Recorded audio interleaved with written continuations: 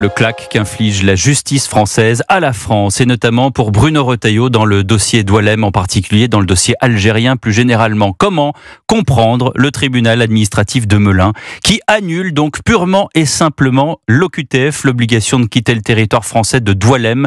Cet influenceur algérien de 59 ans, poursuivi pour provocation à la haine, il avait été expulsé, souvenez-vous, en Algérie, renvoyé par Alger le soir même sur le tarmac de l'aéroport et depuis retenu dans un centre de rétention administrative. Sa rétention avait été prolongée il y a peu et ce soir donc, cette décision qu'on tente de comprendre. Bonsoir Jacques Serret. Bonsoir Pierre, bonsoir à tous. Que dit exactement le tribunal dans sa décision ? Eh bien pas grand-chose. Ce jugement du tribunal administratif de Melun tient sur 2 pages. Europe 1 a pu consulter ce document. Il est rendu, comme c'est l'usage, je cite, au nom du peuple français. Le magistrat rappelle simplement les différentes requêtes des avocats de l'influenceur Doualem.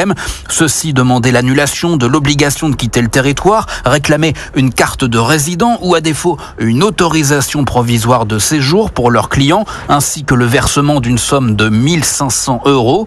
Et leurs vœux ont été exaucé. Sans même se justifier, le magistrat du tribunal administratif de Melun annule l'OQTF édicté la semaine dernière par le préfet de l'Hérault. Il enjoint ce même préfet de munir sans délai l'influenceur d'une autorisation provisoire de séjour et de réexaminer sa situation dans un délai de 3 mois.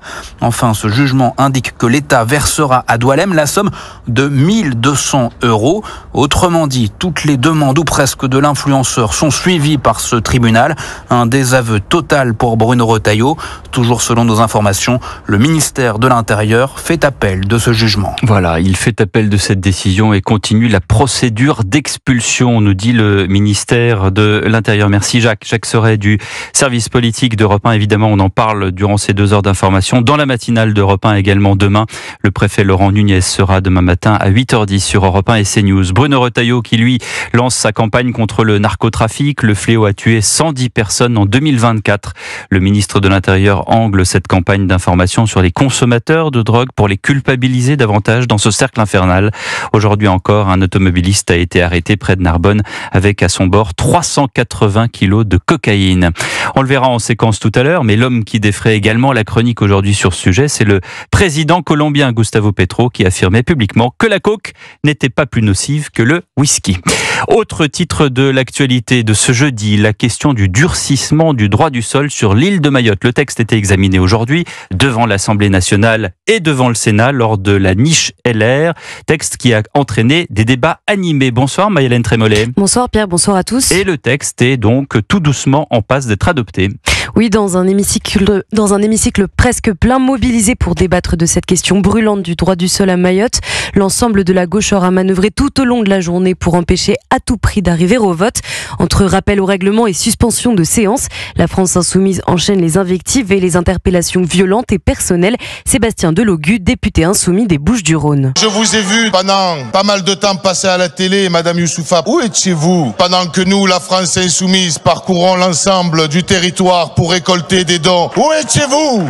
Face à lui, Estelle Youssoupha, députée de Mayotte, s'enflamme. J'étais sur mon île avec la population qui n'a plus de toit, plus à manger, plus de services publics, plus d'hôpital, avec rien. Ni la population, ni moi-même, on a tout perdu. Et vous venez vous vanter d'aller faire votre charité. Mais vous êtes sérieux? Vous n'avez plus aucune décence. Si l'article unique concernant la restriction du droit du sol a déjà été adopté, les tensions ne retombent pas pour l'instant. Malgré tout, la proposition de loi doit être adoptée à son tour d'une minute à l'autre, grâce aux voix du bloc central des Républicains, mais aussi du Rassemblement national, qui souhaite de son côté une suppression totale du droit du sol dans l'archipel. Merci Maïlène Trémollet du service politique d'Europe 1 et Estelle Youssoupha que vous avez entendu à l'instant dans le sonore sera notre invité tout à l'heure à 20h10 sur Europe 1. Il est 19h06, c'est un chiffre marquant en France. Une voiture est volée toutes les 4 minutes. Ce sont les SUV familiaux et les voitures hybrides qui sont maintenant les plus ciblées. Des vols qui flambent, surtout dans les Hauts-de-France, selon le baromètre annuel 2024 dévoilé par Coyote aujourd'hui. Bonsoir Aurélien Fleureau. Bonsoir Pierre, bonsoir à tous. Ce qui interpelle, c'est le mode opératoire des malfaiteurs. Oui, puisque selon les données de cet observatoire l'an dernier, la quasi-totalité des vols ont été réalisés de manière électronique. Donc oubliez les effractions, cela n'existe presque plus. Ce sont désormais des réseaux bien organisés qui parviennent à ouvrir les voitures à distance, comme l'explique Stéphane Curtelin de l'entreprise Coyote. 94% des voitures volées le sont par des méthodes électroniques, c'est ce que l'on constate sur le terrain lorsque nos détectives vont retrouver les véhicules. Je vous donne un exemple très simple, les clés main libres que l'on a tous aujourd'hui sur des véhicules récents, elles émettent des ondes et ces ondes peuvent être récupérées par des dispositifs assez légers qui sont utilisés par les malfaiteurs pour ouvrir ensuite le véhicule à votre insu et partir avec. Alors pas de surprise, les modèles les plus vendus sont les plus volés, des SUV familiaux, mais aussi des berlines type Mégane ou des citadines type 208. C'est en Île-de-France qu'il y a le plus de vols, mais c'est dans les Hauts-de-France qu'ils augmentent le plus sensiblement, plus 29% en un an. Coyote précise avoir réussi à récupérer, grâce à ses traceurs, l'équivalent de 52 millions d'euros de voitures volées en 2024. Là aussi, c'est en forte hausse. Un problème bien sûr pour les assureurs, la valeur des sinistres liés au vol dépasse désormais 600 millions d'euros par an. Merci Aurélien Fleureau du service économie d'Europe 1. L'éducation sexuelle à l'école, c'est oui, mais pas comme on avait dit. Le programme d'éducation à la vie affective, relationnelle et sexuelle sera bien mis en œuvre à la rentrée prochaine, septembre 2025, dans les établissements publics et privés sous contrat, 3 séances par an, de la maternelle au lycée. Mais attention, il y a quelques changements. Bonsoir Louise Salé. Bonsoir Pierre, bonsoir à tous. Le projet de ce texte avait été contesté, on s'en souvient, en décembre, par une partie d'élus de la droite. On se souvient aussi et surtout de cette mésentente entre les ministres Anne Genetet et Alexandre Portier, qui pourtant tous deux portaient le texte. Depuis, il a donc été remanié. Oui, l'emploi du terme identité de genre qui interrogeait certaines associations de parents est désormais évoqué à partir de la 3e. Et avant cet âge-là, la notion de genre est abordée sous l'angle des discriminations dans des expressions conformes au droit pénal.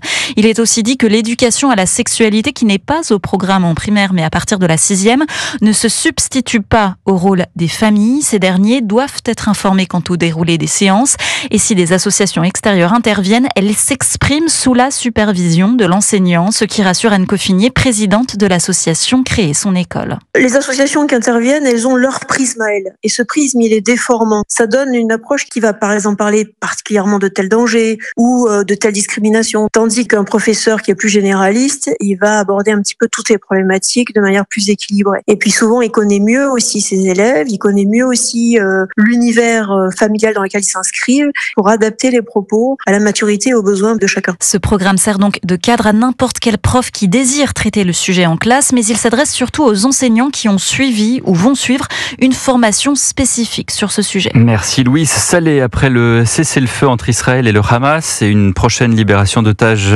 israéliens, on l'espère, la question c'est quelle solution pour l'avenir de Gaza? Après la tonitruante annonce de Donald Trump hier de faire la bande de Gaza la côte d'Azur du Moyen-Orient, les autorités israéliennes proposent aujourd'hui une autre méthode. Bonsoir Wilfried de Villers. Bonsoir Pierre, bonsoir à tous. Et ce qu'il propose aux Gazaouis, c'est un départ volontaire. Oui, c'est ce qu'affirme le ministre de la Défense, Israël Katz, qui a ordonné à l'armée de mettre ce plan sur pied. Selon lui, il permettra à tout habitant de Gaza qu'il souhaite de partir vers n'importe quel endroit du monde qui accepte de l'accueillir. L'armée travaille donc sur différents scénarios pour proposer des options de sortie de Gaza alors que l'enclave est totalement isolée et que ses habitants ne peuvent plus en sortir depuis le début de la guerre en octobre 2023. Des options de sortie au point de passage terrestre, d'abord probablement ceux donnant sur l'Égypte comme celui de Rafah. Le ministre de la Défense israélien n'a toutefois pas précisé s'il serait possible de transiter par Israël et c'est un point important alors que le seul aéroport de Gaza a été détruit au début des années 2000. Reste à savoir si les Gazaouis décideront de quitter l'enclave palestinienne ravagée, on le rappelle, par les bombardements israéliens. L'annonce de ce plan intervient aussi 2 jours après la proposition de Donald Trump d'une prise de contrôle américaine de Gaza et le président américain persiste et signe aujourd'hui. La bande de Gaza pourrait, dit-il, être remise aux États-Unis par Israël à la fin des combats, tout en assurant qu'il n'enverra pas de soldats dans la région. Merci Wilfried de Villers. Et puis la route nationale 90 qui conduit les automobilistes vers la Tarentaise, les stations de ski de Savoie, qui étaient, vous le savez, fermées partiellement depuis un éboulement rocheux depuis le week-end dernier, rouvrira entièrement dans les 2 sens à partir de demain en toute sécurité. Voilà ce qu'annonce le président de la région Auvergne. Rhône-Alpes, la bourse, les marchés financiers. Bonsoir Didier Hameau. Bonsoir Pierre. De boursier.com, comment ça se passe ? Bien, on a un CAC 40 qui retrouve la barre des 8000 points en hausse, en forte hausse d'1,47%. 8007 points, un niveau oublié depuis le mois de juin dernier. Ce sont les publications des résultats d'entreprise qui soutiennent la tendance, à commencer par la Société Générale qui flambe ce soir de 13%, 35 €, après des résultats meilleurs que prévus avec plus d'1 milliard d'euros de profit au 4e trimestre. On a aussi ArcelorMittal qui prend 13% là encore, après des chiffres d'activité bien reçus. On a quand même un couac, c'est Soitec qui plonge de 30% après un avertissement financier dans un secteur des semi-conducteurs toujours sous tension. En Europe, ça monte. Amsterdam plus 0,6%, Francfort plus 1,5%, le CAC 40 plus 1,47%, 8007 points. Merci Didier Hameau de boursier.com.